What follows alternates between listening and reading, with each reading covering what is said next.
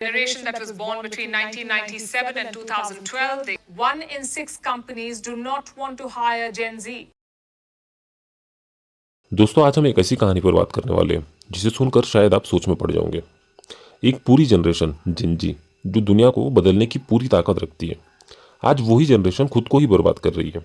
ना ये कोई लेक्चर है और ना ही कोई किताबी बात। Millennials and 75% of Gen Zers have left a job citing mental health concerns. ये वो सच है जो हम रोज अपनी आंखों के सामने होता हुआ देख रहे हैं। तो चलिए दोस्तों, शुरू करते हैं पूरी सच्चाई के साथ। आज के समय का सबसे बड़ा शैतान क्या है? फोन। हाँ, वही छोटा सा डिवाइस। अगर चाहो तो इसका बेहतर इस्तेमाल भी किया जा सकता है, लेकिन इसने पूरी जनरेशन को अपने जाल में फंसा लिया है। एक रिसर्च के हिसाब से जेन जी एक दिन में एवरेज 7 से 9 घंटे फ़ोन पर बिताता है। सोचो, 24 घंटे में से अगर आधा टाइम फ़ोन खा जाए तो स्किल कब सीखोगे, लाइफ कब बनाओगे और फ्यूचर कब प्रिपेयर करोगे? पर प्रॉब्लम सिर्फ टाइम वेस्ट की नहीं है। प्रॉब्लम इस बात की है कि ये जनरेशन ये समझ ही नहीं रही है कि उनके दिमाग का कुछ खास यूज़ नहीं हो रहा है। Short videos, reels, flashy content, ये सब दिमाग को गलत आदत लगा देते हैं। बस 30 सेकंड में मज़ा आना चाहिए। और जब रियल लाइफ में किसी काम के लिए 2 महीने लगते हैं, जैसे स्किल सीखना, जॉब मिलना, बिजनेस बनाना, तो सबका पेशेंस खत्म होने लग जाता है। फिर जेन जी को लगता है कि मैं किसी जॉब को कंसिस्टेंटली नहीं कर पा रहा हूँ, मैं जल्दी बोर हो जाता हूँ, मैं कॉन्सेंट्रेट नहीं कर पाता। ये इसलिए नहीं है कि उनमें टैलेंट नहीं है, ये इसलिए है क्योंकि उनके दिमाग को इंस्टेंट डोपामिन की आदत लग चुकी है। अब बात करते हैं सोशल मीडिया ने कैसे हमारा बंटाधार किया है। वैसे तो सोशल मीडिया एक अच्छी चीज़ भी हो सकती थी, पर जेन जी के लिए एक स्लो पॉइजन बन चुका है। जेन जी अपनी ज़िंदगी जीने से ज़्यादा दूसरों की ज़िंदगी देखने में बिजी हो चुका है। इंस्टाग्राम खोलते ही कंपैरिजन शुरू। किसी का मालदीव ट्रिप्स, किसी का एक्सपेंसिव आईफोन, किसी की सुपर बाइक और किसी की परफेक्ट बॉडी।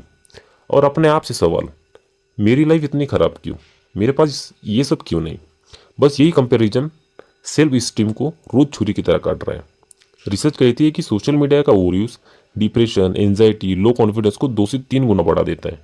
लेकिन जे समझ नहीं रहा है कि ऑनलाइन वर्ल्ड रियलिटी नहीं है, ये बस एक हाईलाइट होता है। बड़ी दिक्कत तो तब है जब पास में पैसे नहीं पर दिखावा सबसे ज़्यादा होता है।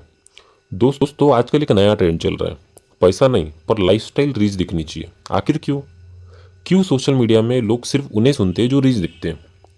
इसलिए जेन जी की सोच भी सेट हो चुकी है। ब्रांडेड कपड़े, कॉस्टली शूज़, आईफोन, स्कूटी पर भी ट्रिप के videos, cafe pictures, gym membership, सिर्फ रील्स बनाने के लिए। लेकिन रियलिटी क्या है?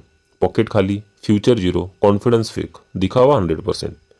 एक रिपोर्ट बताती है कि जेन जी अपनी इनकम का सबसे बड़ा हिस्सा नॉन इसेंशियल ब्रांडिंग पर उड़ा देती है। ना सेविंग, ना इन्वेस्टमेंट और ना ही स्किल पर फोकस। फिर जब जॉब नहीं मिलती, लाइफ रुक जाती है, तो ब्लेम सिस्टम पर आ जाता है। पर दर्द तो यह है कि उन्होंने अपना सबसे बड़ा नुकसान खुद की चॉइस से ही किया होता है। गलत आदतें स्लो पॉइजन का काम करती है। जेन जी को लगता है कि गलत आदत एक छोटी सी चीज़ है, पर अगर आदत डेली रिपीट हो तो वो फ्यूचर को जला कर रख देती है। कुछ कॉमन हैबिट्स मैं आपको बता रहा हूँ, जैसे लेट नाइट स्क्रॉलिंग करना, सुबह उठकर दिमाग टायर्ड हो जाता है, हर चीज़ अभी चाहिए, पेशेंस गायब, हार्ड वर्क से पहले डर लगता है, chip content, crime videos, unnecessary drama दिमाग को स्लो कर देता है, कॉन्फिडेंस पूरा सोशल मीडिया पर डिपेंडेंट हो जाता है। दोस्त, ये सब चीज़ एक दिन में नहीं दिखेंगी, पर 3-4 साल बाद जब करियर बनाने का टाइम आता है तब समझ आ चुका होता है। अब सोचो, जॉब क्यों नहीं मिल रही? बहुत लोग कहते हैं कि जॉब मार्केट खराब है, कंपनीज फ्रेशर को नहीं ले रही।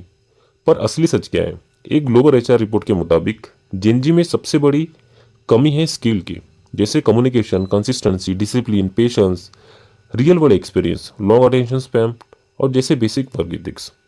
जेन जी को लगता है कि लैपटॉप खोलकर ऑनलाइन कोर्स देखने से स्किल आ जाती है, पर रियल स्किल प्रैक्टिस से आती है, जिसके लिए डिसिप्लिन चाहिए। पर जब हर 5 मिनट बाद नोटिफिकेशन आ जाए तो डिसिप्लिन कैसे आएंगे? कंपनीज उनको हायर करती है जिनके अंदर फोकस, अकाउंटेबिलिटी, कंसिस्टेंसी, ये 3 चीज़ें होती हैं। पर जेन जी के पास तो डिस्ट्रैक्शन, एंजाइटी, लो कॉन्फिडेंस है। ये तीनों चीज़ उन्हें कहाँ मिलेंगे? इसीलिए जॉब मिलना मुश्किल हो रहा है। दोस्तों, मैं एक सच बताऊं, जेन जी की कोई गलती नहीं, वो पोस्ट इंटरनेट जनरेशन है। उनके बीच हर चीज़ इंस्टेंट रही है। गलती तब होती है जब हम प्रॉब्लम को पहचान के भी उसे इग्नोर करते हैं। आज जेन जी के पास दुनिया की सबसे बड़ी अपॉर्चुनिटी थी, free information, free learning, remote work, skill ocean और ग्लोबल जॉब्स। पर उन्होंने नेगेटिव चीज़ों को पॉजिटिव चीज़ों से ज़्यादा इंपॉर्टेंट दी है। यही उनका बिगेस्ट डाउनफॉल बन रहा है। अब बात करते हैं लाइफ कैसे सुधर सकती है। दोस्त अब सवाल ये नहीं है कि जिंजी ने गलत क्या कर रही है, सवाल ये है कि वो उसे ठीक कैसे करे। डोपामिन डिटॉक्स, वीक में एक दिन phone off, reel off, scrolling off, बस रियल दुनिया करिए। Communication, coding, marketing, sales, video editing, designing भी सीख सकते हैं। इनमें से कुछ भी, लेकिन कंसिस्टेंटली। एक परमानेंट रूटीन बनाइए। लेट नाइट मत सोइए, सुबह फ़ोन मत उठाओ, 10 से 20 मिनट रीडिंग करो, थोड़ा वर्कआउट करो। बस इतना ही माइंड को रिसेट कर देता है। दिखावा बंद करो। पैसे नहीं है कोई बात नहीं, गाड़ी नहीं है कोई बात नहीं, ब्रांड नहीं है कोई बात नहीं, नहीं है उसको फेक दिखाने से ज़्यादा अच्छा है जो हो सकता है उस पर काम करो। रियल लाइफ रिलेशनशिप बनाओ, 2-3 असली दोस्त रखो। Focus on money mindset, saving, investment, skill based income, long term thinking. दोस्तों मैं एक बात दिल से कहना चाहता हूँ, जिंदगी रील नहीं है। रील का 10 सेकंड का सीन बनाने में पीछे कई लोग घंटों तक मेहनत करते हैं, पर जिंजी को लगता है कि लाइफ में 10 सेकंड में एवरीथिंग बदल जाना चाहिए। रियलिटी ये नहीं होती। रियलिटी में कंसिस्टेंसी जिताती है, पेशेंस जिताता है, हार्डवर्क जिताता है।